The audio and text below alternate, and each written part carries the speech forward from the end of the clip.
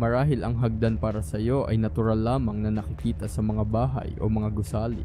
Pero paano kung sabihin ko sa iyo na may mga hagdan na hindi mo aakalain na totoo pala, dahil kung makikita mo ito ay hindi nga ka. At hindi lang yan, sobrang nakakatakot at delikado pa nito. May hagdan na parang tinahi yung bundok, may nakatabi sa isang talon, at meron ding parang pinagdikit-dikit na bato at marami pang iba. Yan ang pag-uusapan natin ngayon.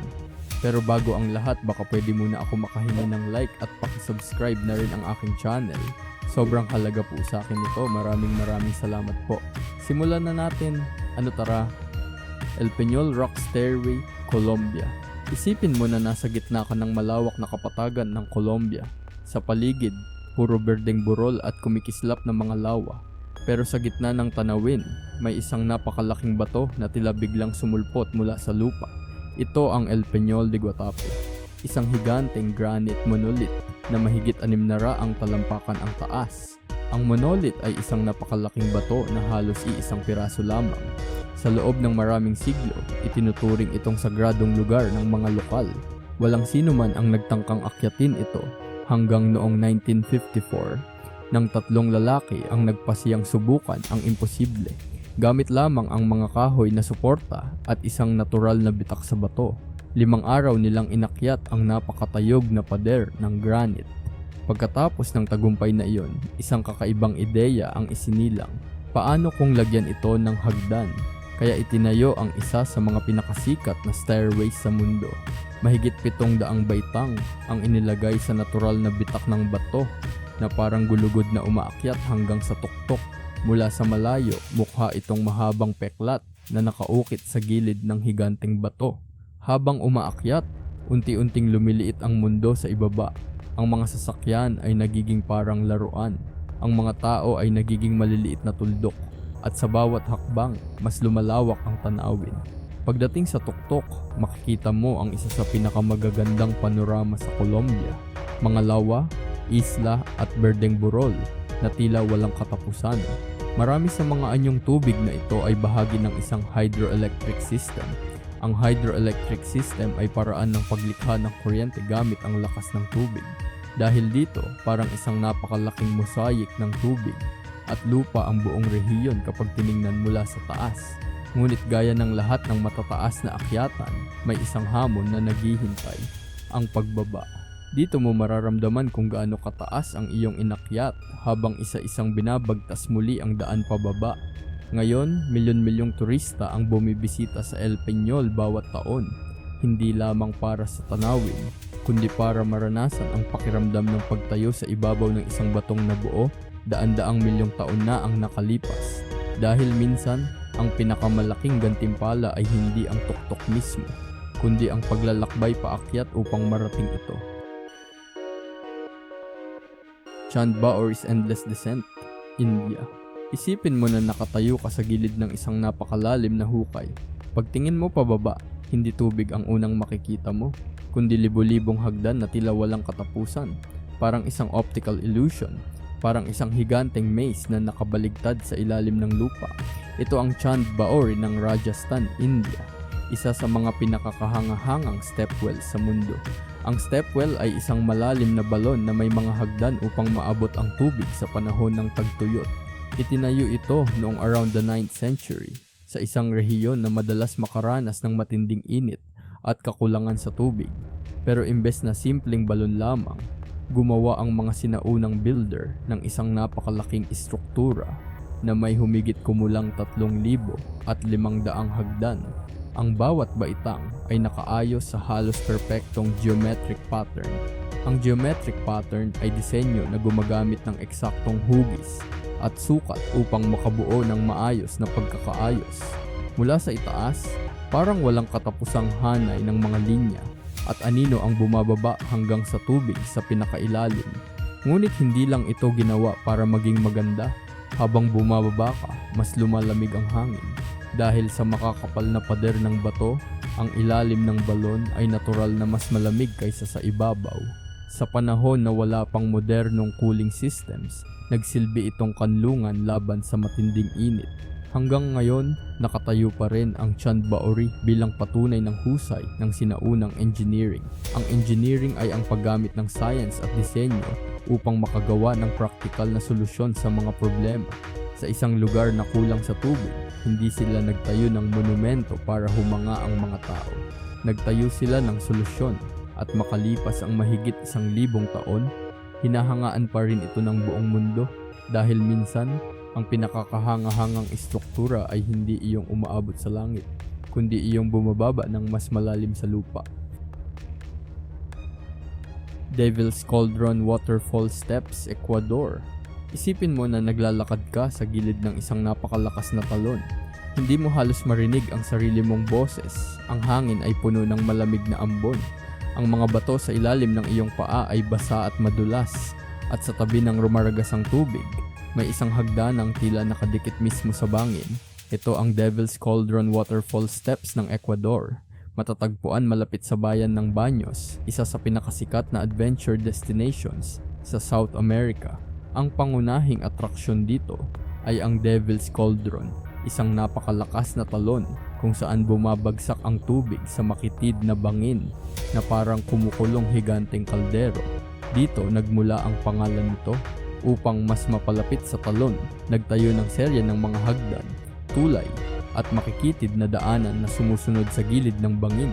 Sa ilang bahagi, dumadaan pa ang mga bisita sa loob ng mga tunnel na inukit mismo sa bato. At sa pinakakakaibang bahagi ng ruta, maaari kang makarating sa likod mismo ng bumabagsak na tubig. Parang nakatayo ka sa loob ng isang kuweba, habang isang higanteng kurtina ng tubig ang bumabagsak sa harapan mo. Pero may kapalit ang tanawing ito. Ang mga hagdan ay halos palaging basa. Ang ambon mula sa talon ay walang tigil na bumabalot sa buong lugar. Bawat hakbang ay nangangailangan ng pag-iingat dahil ang mga batong daanan ay naging makinis na sa paglipas ng maraming taon.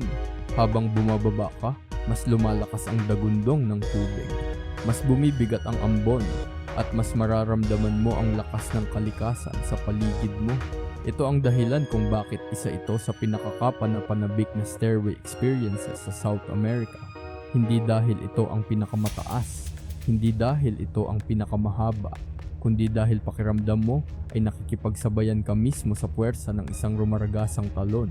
At habang paakyat kang muli, basang-basa at hingal na hingal, maiintindihan mo kung bakit libu-libong tao ang bumibisita rito bawat taon. Dahil may mga lugar sa mundo na hindi mo lang tinitingnan, nararanasan mo sila sa bawat hakbang. The Ancient Monastic Stairs of Skellig Michael, Ireland. 7 milya mula sa baybayin ng Ireland, may isang maliit at mabatong isla na tila direktang tumataas mula sa gitna ng Atlantic Ocean.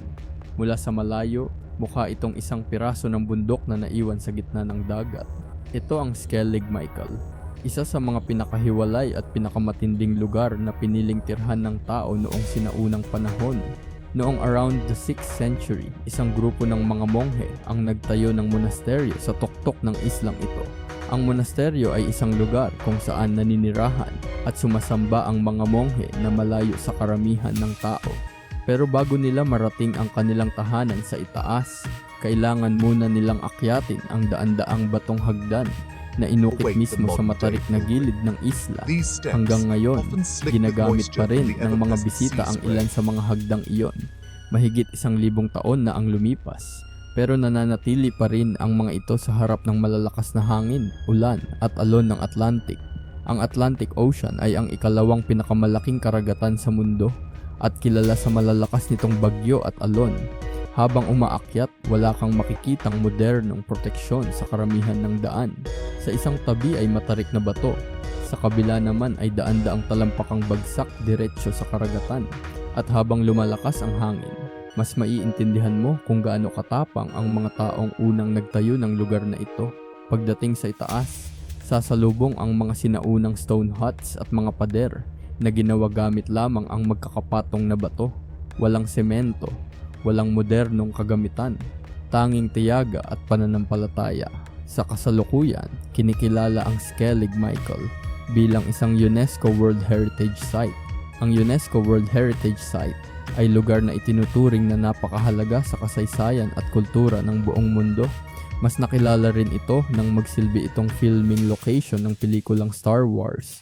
Pero para sa marami, hindi ang pelikula ang tunay na dahilan ng paghanga sa lugar na ito, kundi ang katotohanang may mga taong piniling mamuhay sa isang isla na halos imposible nang marating. At para makarating doon, gumawa sila ng hagdan ng patuloy pa ring hinahamon ang sino mang magtatangkang umakyat. Dahil minsan, ang pinakamatitinding paglalakbay ay hindi tungkol sa destinasyon, kundi sa tapang na kailangan upang marating ito. Tiger Cave Temple Summit Climb, Thailand. Isipin mo na nakatayo ka sa paanan ng isang matarik na limestone cliff sa gitna ng mainit at mahalumigmig na jungle ng Thailand. Pagtingin mo pataas, parang walang katapusan ang hagdan, baitang pagkatapos ng baitang, at lahat ng iyon ay kailangan mong akyatin. Ito ang Tiger Cave Temple, isa sa pinakasikat na temple climb sa Thailand. Matatagpuan ito sa Krabi Province, isang rehiyon na kilala sa matatayog na limestone formations at tropical na tanawin. Ang templo ay tinatawag na Tiger Cave Temple dahil ayon sa mga lokal na kwento, may mga tigre na dating naninirahan sa mga kuweba sa lugar. Ngunit ang tunay na hamon ay hindi nasa ibaba, nasa tuktok ito. Para marating ang summit, kailangang akyatin ng mga bisita ang mahigit 1,000 hagdan na diretso paakyat sa gilid ng bundok. Sa ilalim ng matinding init at mataas na humidity, mabilis mapagod kahit ang mga bihasang hikers. Ang humidity ay ang dami ng moisture o tubig na nasa hangin. Habang umaakyat, unti-unting lumalawak ang tanawin. Ang makapal na jungle ay nagiging berdeng karagatan ng mga puno. Sa malayo, lumilitaw ang mga limestone peaks na tila mga higanting batong barko na lumulutang sa lupa. May mga bahagi rin ng hagdan kung saan makikita ang mga Makakay monkeys na tahimik na nakamasid sa mga dumaraang tao. Ang Makakay ay isang uri ng unggoy na karaniwang matatagpuan sa Southeast Asia.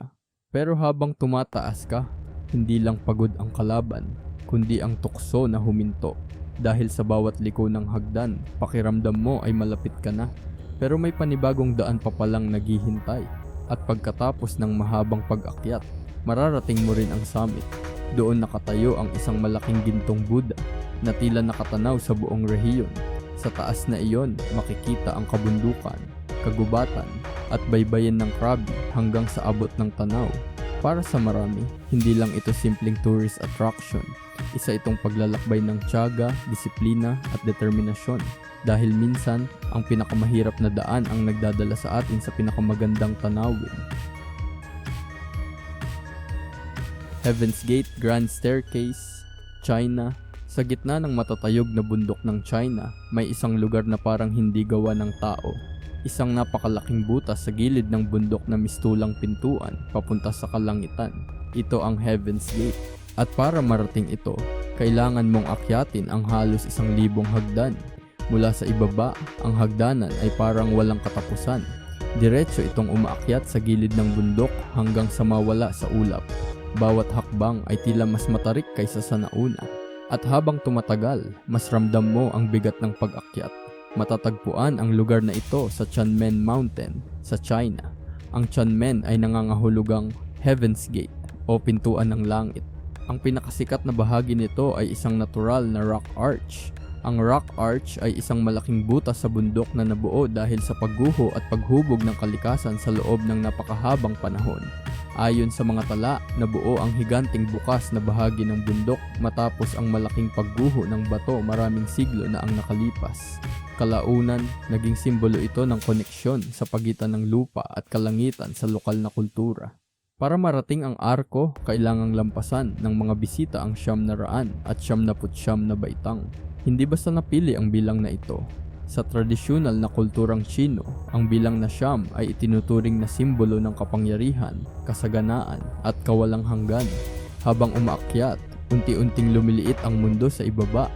Ang mga tao ay nagiging maliliit na tuldok, ang mga sasakyan ay parang laruan, at ang mga ulap na dati ay nasa itaas mo lamang ay nagsisimulang pumalibot sa buong bundok. Kapag mahamog ang panahon, may mga sandaling halos hindi mo makita ang dulo ng hagdan. Parang naglalakad ka papunta sa isang lugar na hindi mo alam kung saan nagtatapos. Ngunit pagdating sa tuktok, biglang bumubukas ang napakalaking arko ng bato. Napapalibutan ito ng matatarik na pader ng bundok at lumulutang na ulap. Sa unang tingin, para itong eksena mula sa isang fantasy movie. Pero ito ay tunay at ito ay nilikha ng kalikasan. Para sa marami, hindi lamang ito isang tourist attraction. Isa itong paalala kung gaano kaliit ang tao kumpara sa laki ng mundo. Dahil minsan, ang isang hagdanan ay hindi lang daan paakyat, kundi isang paglalakbay na nagpapaalala kung gaano kataas ang kayang marating ng determinasyon ng tao. Lion Rock Palace Ascent, Sri Lanka. Sa gitna ng kapatagan ng Sri Lanka, may isang napakalaking bato na biglang tumataas mula sa lupa na parang ginawa ng mga higante. Mula sa malayo, mukha itong isang natural na kuta. Halos imposible itong akyatin. At iyon mismo ang dahilan kung bakit pinili ito ng isang hari bilang kanyang palasyo. Ito ang Sigiriya, mas kilala bilang Lion Rock. Isa sa mga pinakakahangahangang sinaunang lugar sa buong Asya. Noong paligid ng 5th century, itinayo rito ni King Kashyapa ang kanyang royal palace sa tuktok ng napakataas na batong ito. Ang royal palace ay tirahan at sentro ng kapangyarihan ng isang hari. Pinili niya ang lokasyong ito dahil madali itong depensahan laban sa mga kaaway. Ngunit para marating ang palasyo, kailangan munang akyatin ng mga tao ang mahigit 1,000 hagdan na nakakabit sa gilid ng bato. Habang umaakyat, dadaan ka sa mga sinaunang hardin, lawa, at mga pader na ginawa mahigit 1,000 taon na ang nakalipas. Makikita rin ang mga sikat na frescoes. Ang fresco ay isang uri ng painting na direktang iginuguhit sa pader o bato. Nakakagulat na marami sa mga ito ay malinaw pa ring nakikita hanggang ngayon. Habang tumataas, mas nagiging matarik ang daan. Unti-unting nawawala ang pakiramdam ng pagiging ligtas habang lumalawak ang tanawin sa ibaba. At pagkatapos ay mararating mo ang pinakasikat na bahagi ng pag-akyat, ang Lion Gate. Dati, ang mga bisita ay pumapasok sa loob ng bibig ng isang napakalaking estatwa ng leon bago makarating sa summit. Sa kasalukuyan, ang malalaking paa na lamang ng leon ang natitira. Ngunit sapat na iyon upang ipakita kung gaano kahanga-hanga ang orihinal na disenyo. Sa wakas, mararating mo ang tuktok. Doon matatagpuan ang mga labi ng sinaunang palasyo, mga imbakan ng tubig at mga harding dating ginagamit ng hari. Mula sa taas, makikita ang malawak na kagubatan at kapatagan ng Sri Lanka hanggang sa abot ng tanaw. Ngunit higit pa sa isang tourist attraction, ang Sigiriya ay simbolo ng ambisyon at kapangyarihan. Patunay na kahit noong sinaunang panahon, may mga taong handang magtayo ng kaharian sa mga lugar na halos imposibleng marating. Dahil minsan, ang pinakamagagandang tanawin sa kasaysayan ay itinayo sa mga lugar na walang sino man ang inaasahang makakaakyat.